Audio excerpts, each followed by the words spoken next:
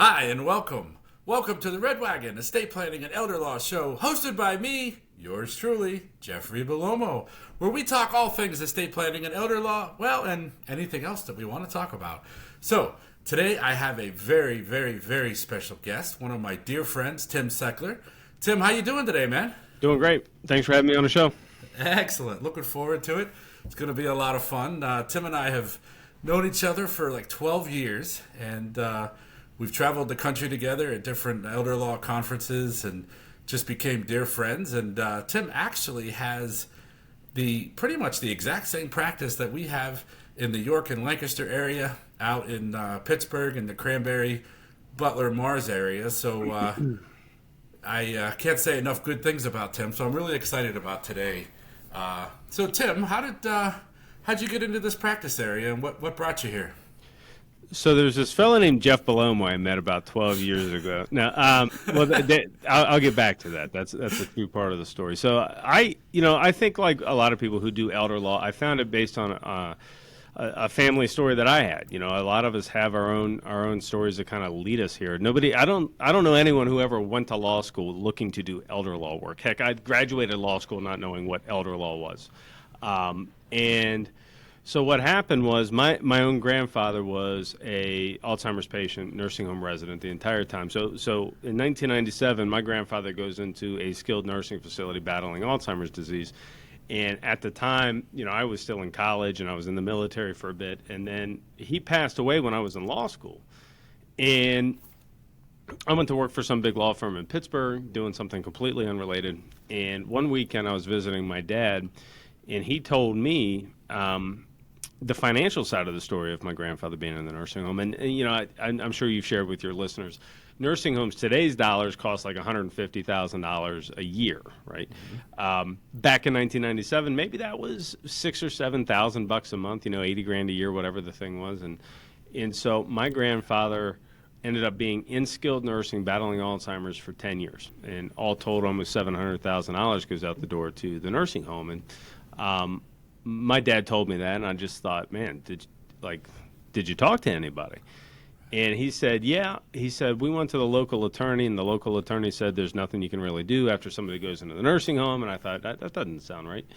And started looking into this, went to a couple of conferences, joined a couple of organizations, and started to figure out that there was these people out there called elder law attorneys who were dealing with this issue, advising people on how to protect their home, how to protect their money, how to not go broke because you need a nursing home. And that's about the time I met you, because we were members of a sort of a trade organization together, and we got together, and I recall like the people who were running the program said, you need to get out to this place called York, Pennsylvania, and check out this guy Jeff Bellomo and what he's doing.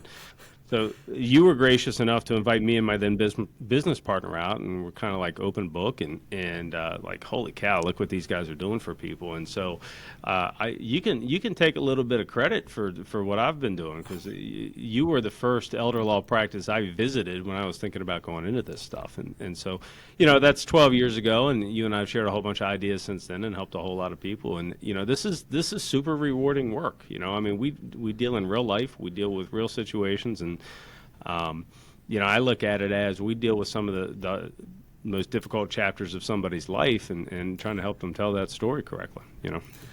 Yeah, I mean, they spend their whole lives accumulating, saving, and man, you hit that part of your life and you see it go out the door in a hurry.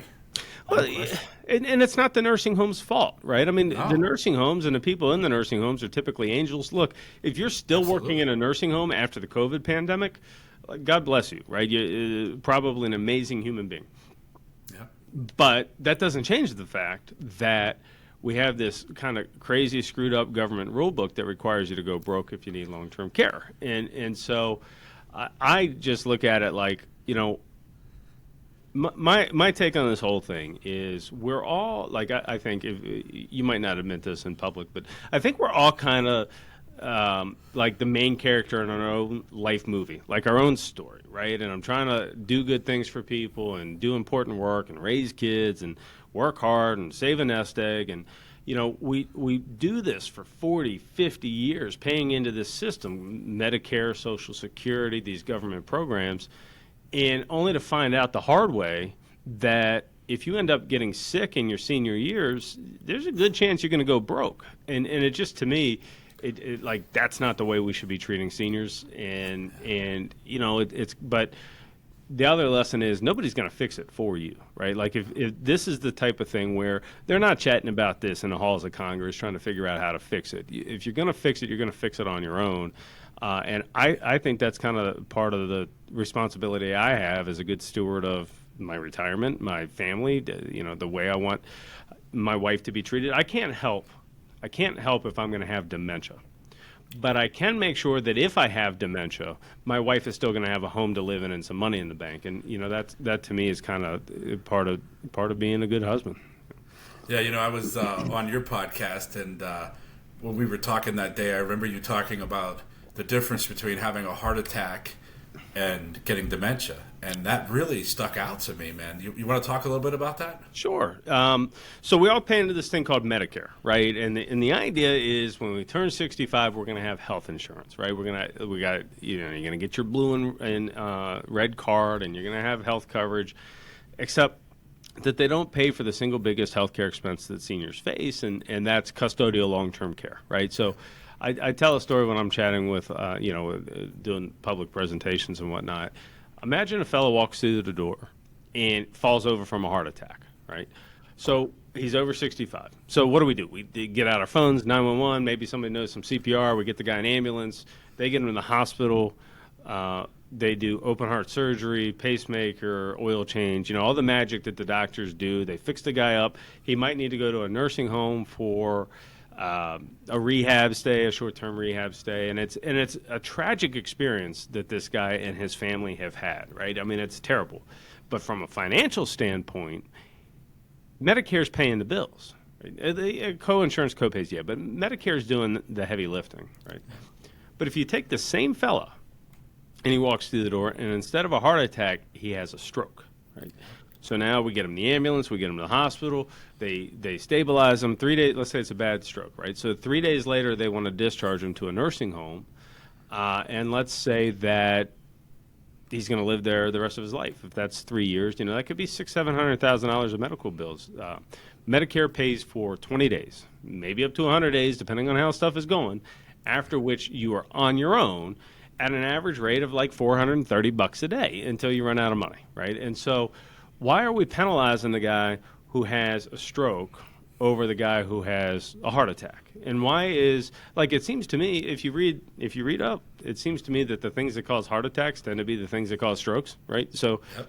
Like, to me, it just doesn't make any sense. And it's the same, you could go on and on. It's the same with people with dementia versus cancer. Both are terrible. I don't want either of them. But if it's cancer, from a financial standpoint, cancer is typically treated with medication and surgery and chemotherapy and radiation, much of which is covered by Medicare. Whereas dementia, that care is custodial in nature. And if I need help in a nursing home, I'm on my own. And, it just, to me, it doesn't make any sense. And so, you got to plan to protect yourself, which is kind of what we do.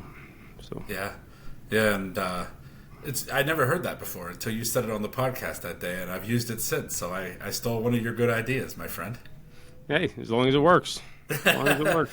They say plagiarism is the best form of flattery, right? Yeah, so that's awesome. Well, tell us about some of your favorite success stories. Like, you have any stories that stand out to you that you think about in your last 10, 15 years of your career that kind of resonate with you? It's and I'll tell you some ones that don't resonate so well. Oh, too. Okay. The nursing home cases, when things come together, they're really tough to beat. I mean, there's dozens of them, and I'm sure you've explained to listeners our types of practices. We really help 3 different cases. We write wills and trusts for people who are healthy, looking at the future. We write, we help with post-death administration if you're ever asked to be the executor. There's a whole string of legal things you got to do, and then we do what we call, in our office, I think you call it the same thing, a nursing home crisis case, which is where somebody ends up in a long-term care setting.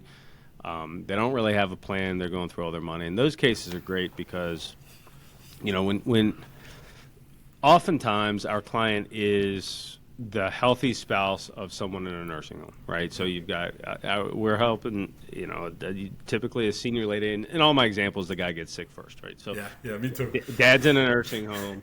Mom is in her office trying to figure out what's going to happen. Is she going to be able to keep her house? And to be able to figure out a strategy and tell her it's going to be okay and just watch that stress just come off, like that's it for me, man. That's as good as gold. Yeah. And we're blessed to be in a field where that happens a couple times a month, and so I love those cases. I'll tell you the ones that like I've really been wrestling with now. So, when people come to see us, you and I both have educational events. We try to teach people, here's your different options, and usually that boils down to one of 3 or 4 plans, right? You can do a will, you could consider a revocable trust, you could consider a thing that we call an asset protection trust. I think you call it the same thing, but it's an irrevocable trust designed to protect your home and some money from long-term care expenses, right? And you could go to a dozen law firms, and you're going to have one of 2 experiences, right? The first experience for a middle-class family, upper middle-class family, the first experience you're going to have is the attorney is going to tell you all you need is a simple will. Right.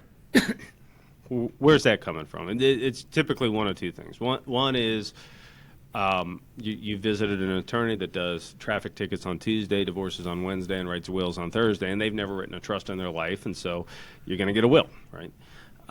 The second reason that could happen is there are estate planners who sort of pride themselves on being high net worth, federal estate tax. I only deal with families north of $10 million, and pretty much anybody else, it's here's your will and get out of my office, right? Right.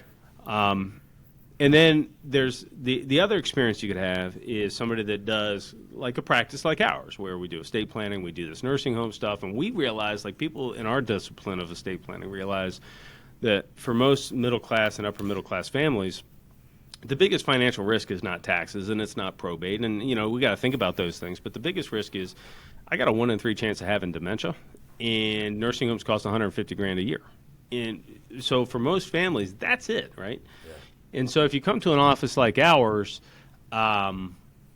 generally speaking, you're going to be presented with a couple of options to decide between. You can still do a will, you could do a revocable trust, or you could do this thing called an asset protection trust. And I'll tell you, after having done this for 12 years now, right, the ones that really kind of break my heart are the ones where we presented them with those options 8 years ago, and for whatever reason, Mom and Dad decided to do a will. They didn't want to do the more advanced planning. They didn't want to protect assets. And then 8 years later, here comes Mom into our office and Dad's in the nursing home, and it's like, man, or it's the adult kids, and then the adult kids will say, well, didn't we plan for this? And what's my response got to be?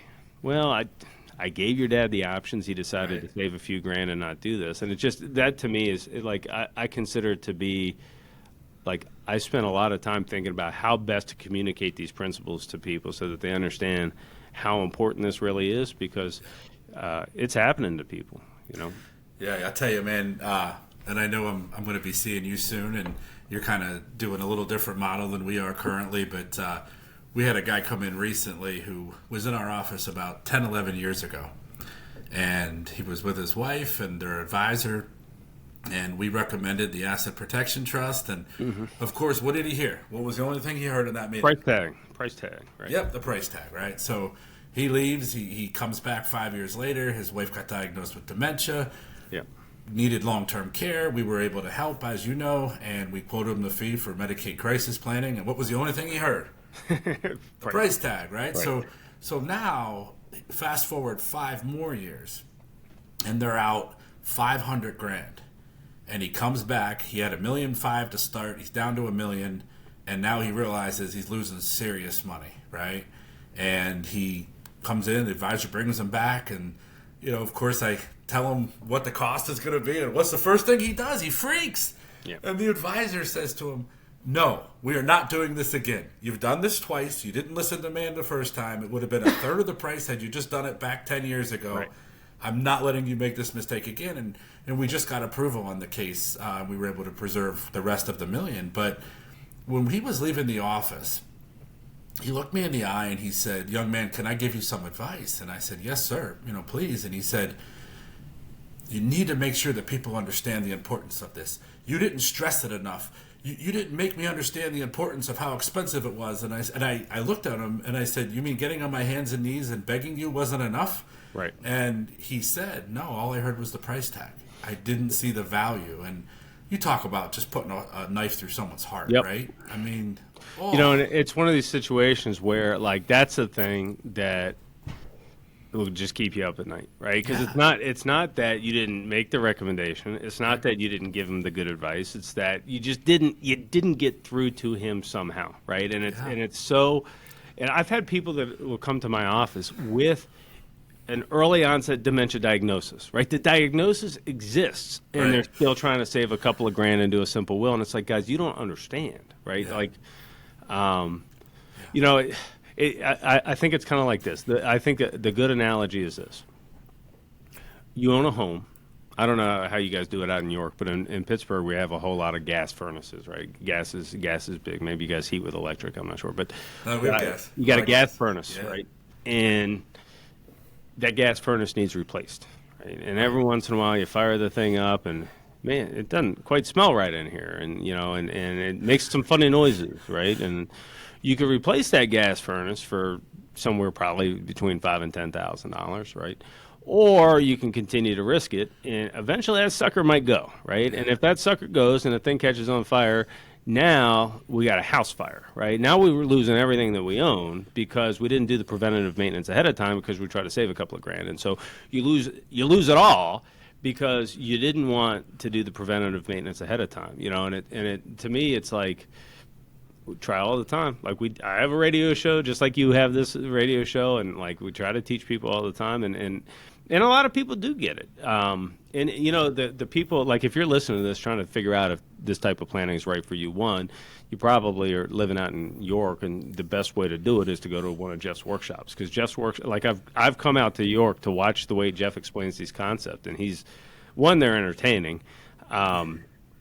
I'll just leave it at that, but you will laugh. And then two, you learn a lot, and then it's no obligation. So you come out to the workshop, you learn all about this stuff, you try to figure out if Jeff is the right guy for you, try to figure out if this type of planning is right for you, which it probably is if you're listening to this podcast. And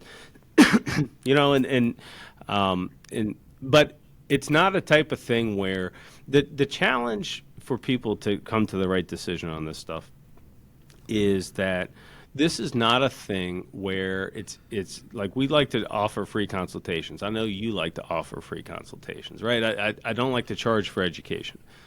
But it's really hard to explain it fully in a 1 hour free consultation, right? So then you're giving people 3-4 hours, and that's tricky, right? But if you tell somebody up front that they have to pay for a consultation, they don't show up. And so we do these workshops, we do these seminars, and do our best to explain the concepts. But I like a couple of things that I just believe to be true. A couple of things that I believe to be true. Middle-class Americans, upper-middle-class Americans, a much, much bigger percentage of them are going to get sick than want to recognize it, right? I mean, nursing homes are full of people that were never going to nursing homes. And, Pennsylvanians are tough people, and they're going to say things like, "Oh, I'm staying home forever." Oh, okay. Yeah. Until you're not, right? The second is a much greater percentage of the population should own their primary residence in a trust. That's just true. If you understood the Medicaid rules, if you understood eligibility, it seems to me that if I worked in a dentist's office, right, I'd probably floss my teeth like 6-7 times a day. Right? I'd never stop flossing my teeth because I'd be so concerned because you see it every day, right? Well, if you worked in one of our offices, there's no doubt in my mind your house would be in a trust, because when you got a half a dozen families a month coming through losing everything, and we're trying to offer a solution, if you worked in one of our offices, your house would be in a trust, I suppose, and it requires you to get that education and understand it, but it is a good idea, folks, for a lot of people. Absolutely. So, Tim, for the listeners who are out in the Pittsburgh area, how would they locate you, and what's your radio show? Yeah, so I have a couple of different things. One, we do the workshops like you do the workshops, and you can find those on our website. So my website is sechlerlawfirm.com. It's spelled Secchler, lawfirm.com. So go to sechlerlawfirm.com. There you'll find all kinds of information. I think last count I have over 100 blog articles on there full of good information, which anybody can use. There's some pre-recorded videos trying to teach you some of these concepts, or you can register for one of our workshops. We do have a radio show. It's called the Life and Legacy Show. So if you're in Pittsburgh, it is on Word FM every Saturday morning at 9 a.m. You can also find it as a podcast wherever you live. I am on Apple and Spotify. So it's called the Life and Legacy Show. I think there's north of 100 episodes at this point. Generally pretty helpful information. So check it out. We try to put out a lot of good content in hopes that it clicks for you and you take some positive action moving forward.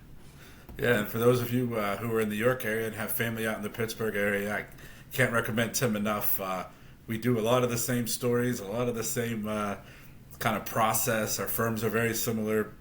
We share pretty much everything with each other, and we good and bad, I guess, right? We both learn from each other. It's not all good, but certainly we both have grown helping each other. So I certainly value our friendship probably more than anything, and was so excited. You're one of the first guests that I've had on my show, and I said I gotta get Tim on early. So, Tim, I know you a little bit personally, but what do you like to do for fun? When you're not practicing law and helping save life savings.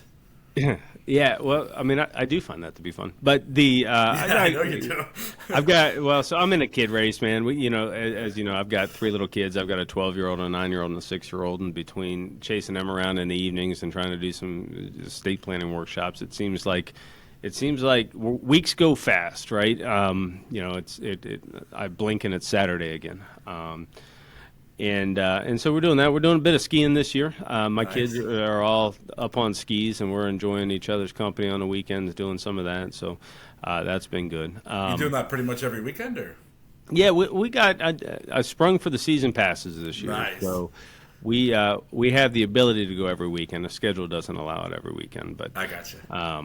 But yeah, it's been great. You should see my 6-year-old go down the hill, man. It's one of those things where, as a parent, I can go to as many baseball games as my son wants to play, but I'm not an active participant. I don't coach. I'm not out there. But like, what I love about the skiing is I'm skiing right next to her, and that's fun.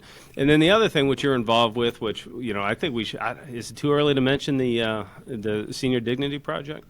Not at all. If you're in, I'm in. Well, so it's kind of like look out for future communications, because the website isn't even live yet. But I'm super excited about it, and so here's what we're doing. There's this problem that practices like mine and Jeff's solve, and that is trying to help people not go broke in nursing homes. Like, that's probably like the primary mission of what we do around here.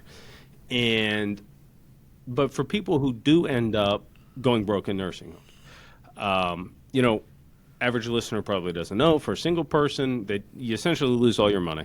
And then once you're eligible for Medicaid, they take all your monthly income too. So you're already out of money, but then if you have your Social Security check or pension, whatever income you have, they take all of that except for $45 a month. In Pennsylvania, you're allowed to have $45 a month for all of your personal needs, which is ridiculous. You can't even buy a Coca-Cola a day for $45 a month. And so how is somebody, like, this is like the fundamental thing that is we got people working 50, 60 years trying to save a nest egg.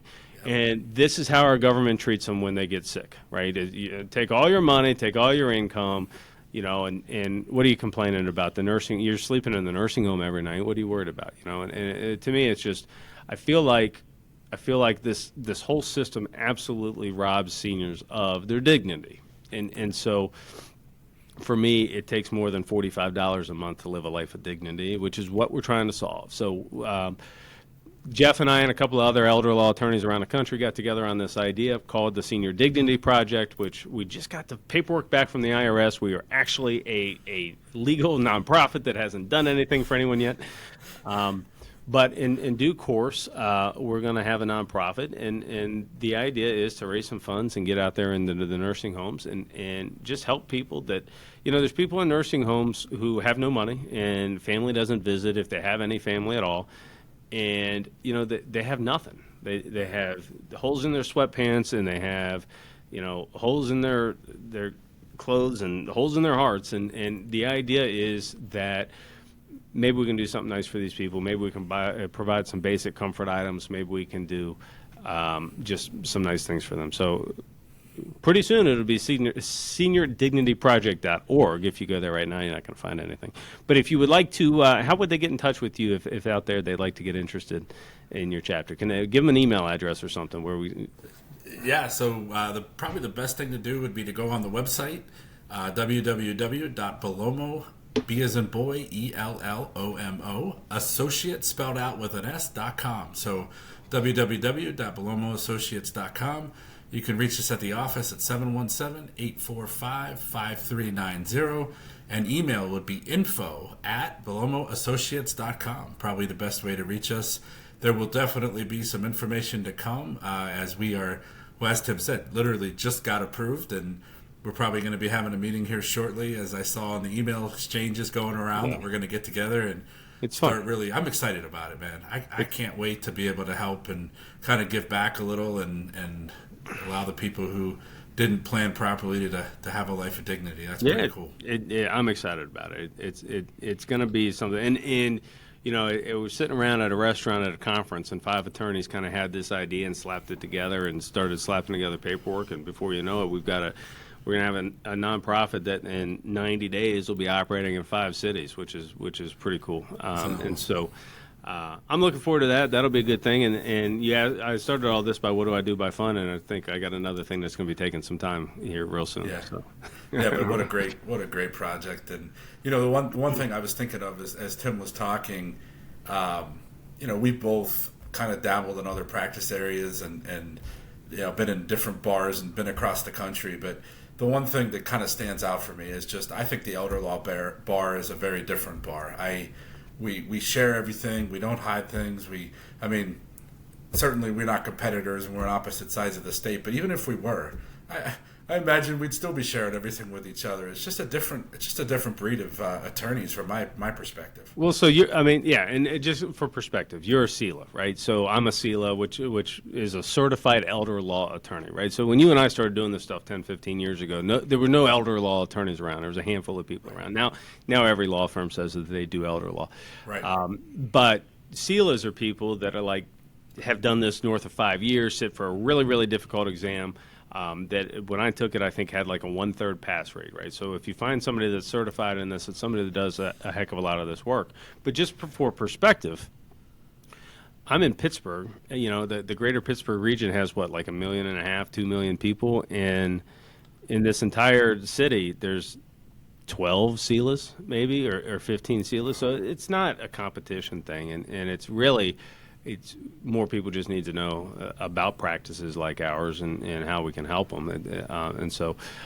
And usually people that end up in this practice because they had a family member story and they realize that, oh my gosh, there's nobody providing this service. And so usually if you find a CELA, you've found a pretty good human as well as a pretty good attorney.